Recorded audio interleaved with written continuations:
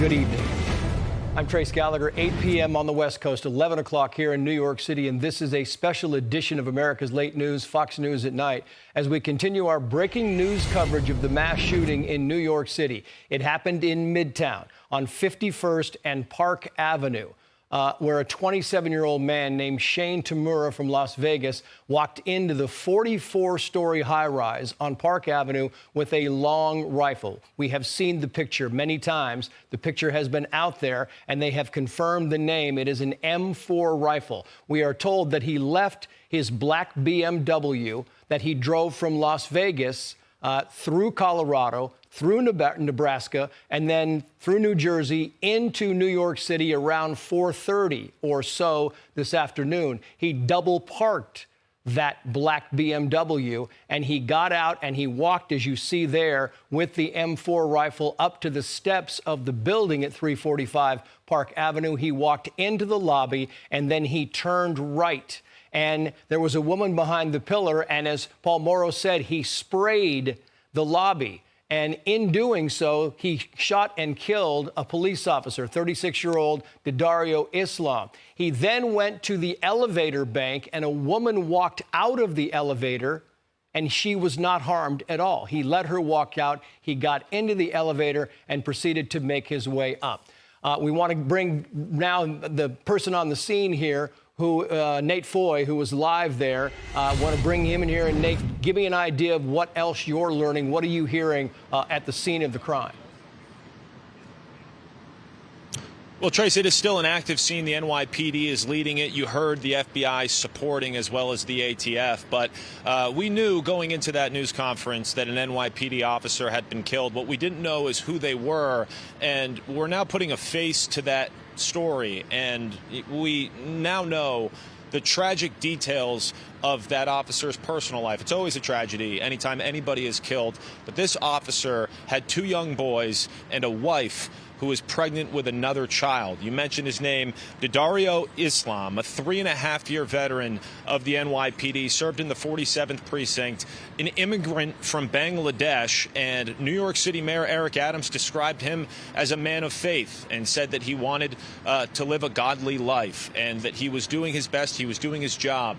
When at 6:28, this man, 27-year-old Shane Tamura, according to the NYPD, arrived in New York City. You mentioned after making a cross-country drive from Nevada, he got to New York City, double parked, got out of a BMW, walked in and shot that officer and killed him. And then also, as you mentioned, got into an elevator, shot someone else in the lobby, and then went up to the 43rd floor, which is a bit different than some of the preliminary reports. We initially thought that it was the 33rd floor, but you heard NYPD Commissioner Jessica Tisch say it's the 43rd floor, which is where Rudin Management is located, which is a real estate firm.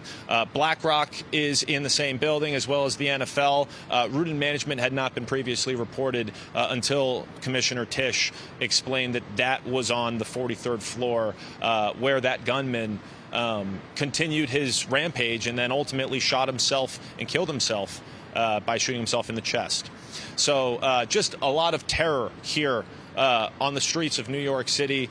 People so concerned, not only here still this late at night, but of course the people who were closer to the scene when it happened. I personally have been speaking with 2 people who are somewhat related to the scene. One person, her sister worked here and was getting a salad, came back from Sweetgreen, and then saw people sprinting out of the building and then immediately ran to a subway station. And then I'm told by another personal contact that his daughter's friend works here, and she hid in a kitchen when she heard those shots, either on the 1st floor or on the 43rd floor. And we've seen pictures coming in on social media that we've shown you throughout the night of people barricading themselves within that building as they heard those shots and did everything that they could to try to save themselves. So that is where things stand. And of course, also I have to mention the other people who were killed. 3 people, 2 men and 1 woman who were inside that building, and then a man as well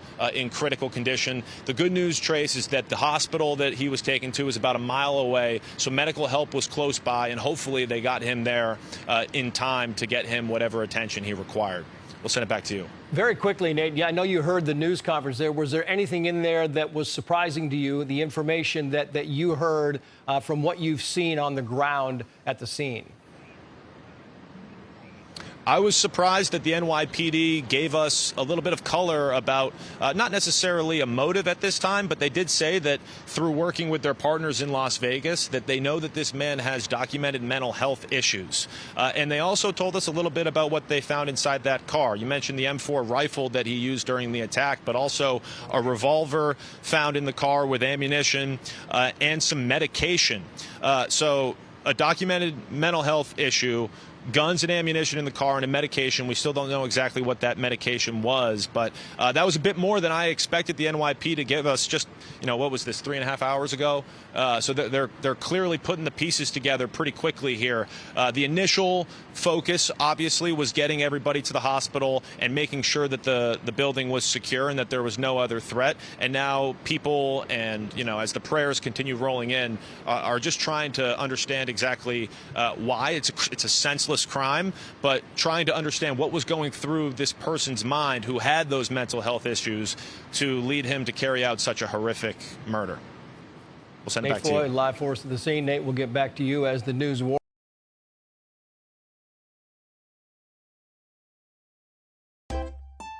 If you enjoy this content, please consider subscribing to my channel to stay up to date with future videos.